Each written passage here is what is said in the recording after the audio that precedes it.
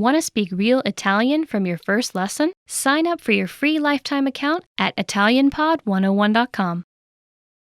Let's be honest, it's difficult to learn a new language. If you're new to a language, it's going to take consistent and concentrated effort to start using the language fluently. However, this fact shouldn't discourage you. While learning a new language is hard, it's far from impossible. In this video, we'll outline 5 tips you can use to jumpstart your language learning. Follow these pointers to learn your target language in a way that is efficient and effective. Number 1. Limit your native language use when practicing.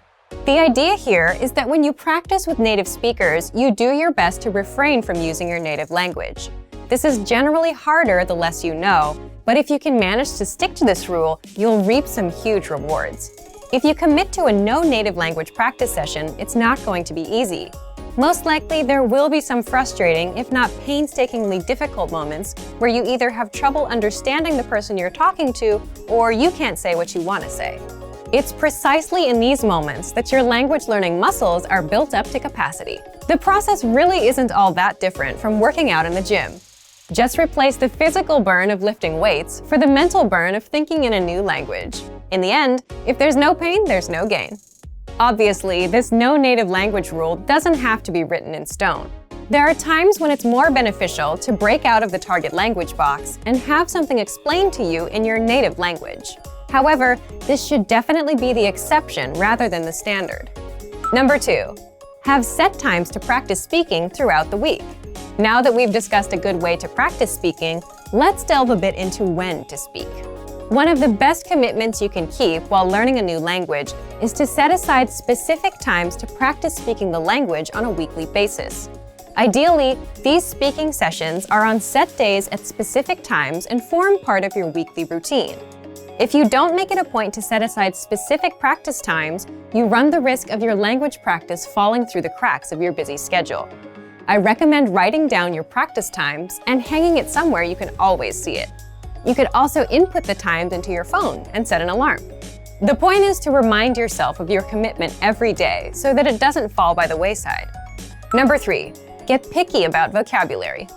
Whether you practice with a podcast, a friend at a coffee shop, or a teacher, you're going to run into a flood of new and unfamiliar vocabulary. Despite your best efforts, it's unlikely that you'll be able to pin down every new word or phrase you hear and study it later. Thus, you should pick and choose which new words you focus on. The defining quality of each new word you learn should be its practicality. The more useful a word or phrase is to you in a conversation, the more important it is that you learn it. Don't feel like you have to cram the entirety of your target language into 1 week of study. Take it one step at a time. A few practical words here, some more there. Before you know it, you'll see your vocabulary improve. Number 4, write and practice short monologues. This tip can be a lot of fun. Begin by selecting a topic you enjoy discussing. Then, simply write out a short monologue or speech on the subject in your target language.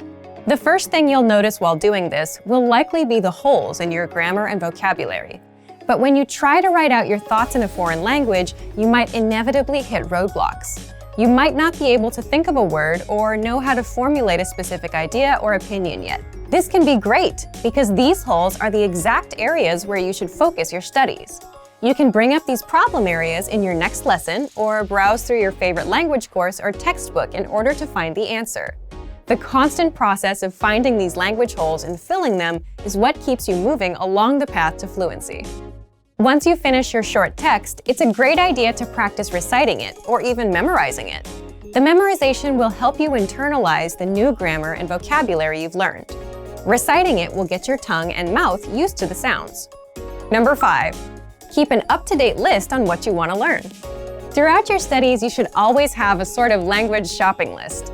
As you practice and study, you will most likely come across things you'd like to be able to say, but don't know how to yet, especially if you follow our previous tip.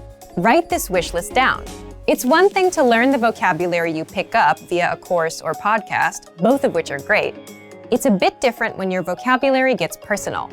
Learn the words that matter to you, either because they're practical or because you simply find them interesting. The more relevant the vocabulary, the more likely you are to retain it. Some people might tell you it's impossible to learn a new language for whatever reason, but it's important to remember that the way you study and engage with a language greatly affects how quickly or effectively you learn it. For more ways to jumpstart your language learning, check out our complete language learning program. Sign up for your free lifetime account by clicking on the link in the description. Get tons of resources to stay engaged with your target language. And if you enjoyed these tips, hit the like button, share the video with anyone who's trying to learn a new language, and subscribe to our channel. We release new videos every week. I'll see you next time. Bye! Want to speed up your language learning? Take your very first lesson with us. You'll start speaking in minutes and master real conversations. Sign up for your free lifetime account. Just click the link in the description.